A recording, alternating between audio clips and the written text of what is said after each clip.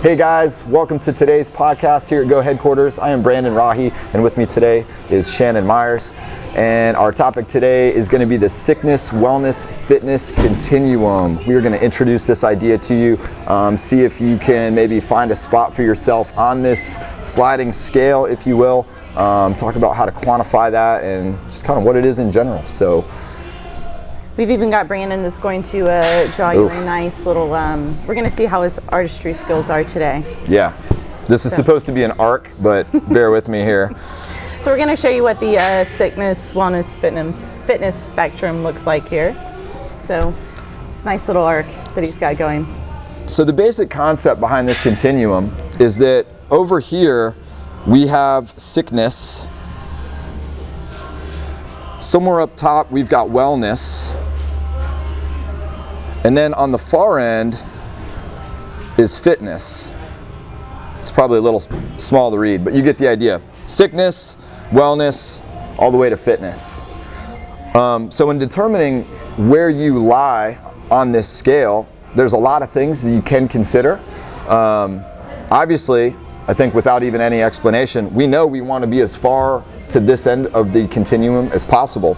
Some people feel that maybe wellness is where to be on the peak of this thing, but it is missing the fitness qualifications, if you will, that we're going to get to in a minute.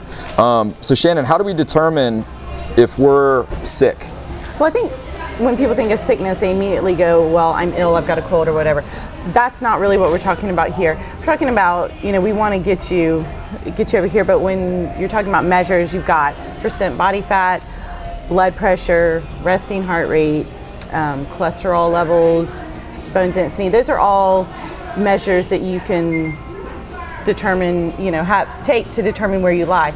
If you've got really high percent body fat, you're gonna be over here. So where those measures are going to determine kind of where you are on the scale when we're talking about those.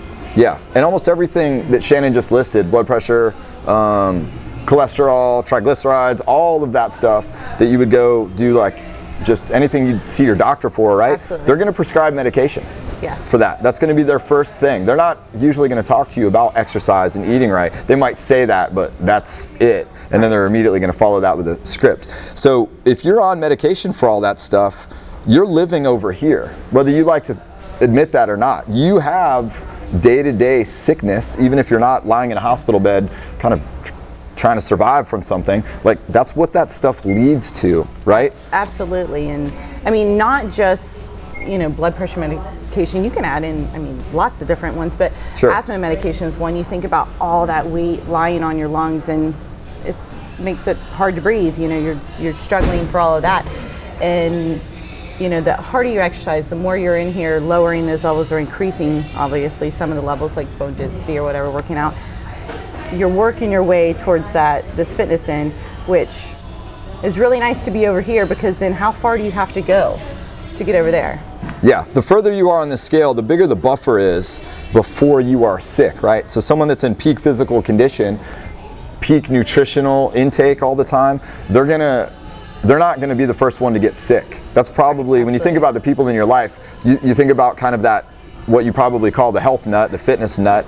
That's the person that's not always laid up sick, they're not on those medications. So I was saying this is a much better place to be. And I think it's easier, honestly, I think it's easier to define sickness to people than it is the fitness aspect of it. Sure. Medicines, all that's easy to define sickness. So what defines the fitness end? Right. So that's something to think about. Like, that's your strength, that's your flexibility, that's, can you last while you're working out, or are you fatiguing in the first 2 minutes of your workout? You may work out, but we might still be on this end, working on that stamina and all that. Sure. If you have a lot of holes in your fitness, you're not at this end, right? You may not be all that well balanced in your fitness. If you just lift weights, okay, you've got some strength, but you may not have flexibility. You may not have endurance and cardiovascular health. So you're maybe only here, and you've got some holes. So we want to create this biggest buffer possible and live here till we're 75, and then if we start getting sick in our later years, we've got that huge spectrum to cover before we fall all the way into the sickness category. So like, how do we get from one to the other. And I guess before we get to that, we should actually talk about wellness. Wellness is kind of this vague in between. You can see that there's no real hard points on where one ends and the other begins, because it's varying degrees. It is a sliding scale. You may work out a little bit and you consider yourself fit, but you're on a couple medications for this. So maybe you're not all the way over here. You're just somewhere in the middle. You're dabbling in both ends.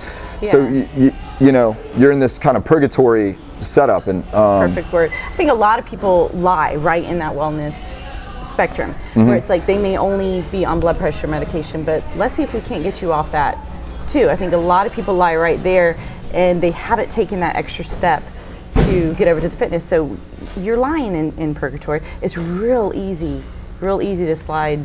Sure, not far to fall. That way. No, not at all. Not far to fall. If you start missing, if you're here and you start missing just the occasional workout because you were only working out 2 days a week, you are creeping this direction, and you're over here before you know it. It doesn't. You do not have much of a cushion. Versus you're here, you add 1 day, and then you're ticking towards the fitness. Start off adding 1 day. Right. You know, increasing, make small increments. You don't have to be that person that all of a sudden, and you don't want to do that. You don't want to burn yourself out. If you're sitting here, make those small increases to get yourself to that fitness level. Yep. So if you're wondering how to place yourself on this, go over how to quantify where you are on the sickness stuff. Evaluate how many medications are you on. What's your blood pressure, what are your triglycerides, all the stuff we mentioned earlier, and then evaluate what your fitness abilities are. How fast can you run a 5K? How many pull-ups can you do? How big is your squat number? Those types of things. Where do you hang in relationship to the fittest athletes in your age division, right? Like, where do you lie in relationship to your peers? And put that on a gauge. If you're not in the top 10%, don't consider yourself like very fit. That sort of thing. And then just kind of balance that out. If you heavily are weighted in one area versus the other, then you're gonna put yourself in that spectrum. So, absolutely.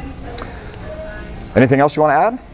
No, not really. Just, get out there and do it. Don't sit there and delay it, Yeah. Once you have your results, if you need your body fat done, come on in. We'll get your body fat done and get those tests done to see kind of where you lie. If you're not on any medications, you might just kind of be like, oh, I'm good.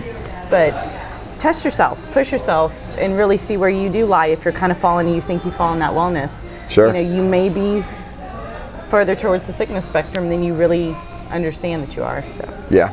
And on a very common sense level, if you don't just feel great every day, if your energy is not good, if you're constantly tired, you're constantly fatigued, even if you are not on medications, right, there's probably some stuff wrong.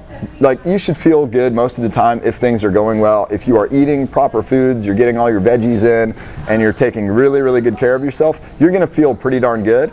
I don't really care how old you are. I mean, to a certain point. Right. Like, sleep is important. I mean, if you're not sleeping well at night, something's going on, Yep. So just on a common sense, common sense level, you, I think, instinctively know maybe where you are, but most of our experience is people are further on this end than they ever care to admit or realize. Right. It's just harder to get here than people care to work for. So anyway, that is your sickness, wellness, fitness continuum. Hopefully you evaluate that, see how it applies to you. Shannon, thanks for joining me today. You see us if you have any questions. Yep, and we'll see you guys next time. Thanks.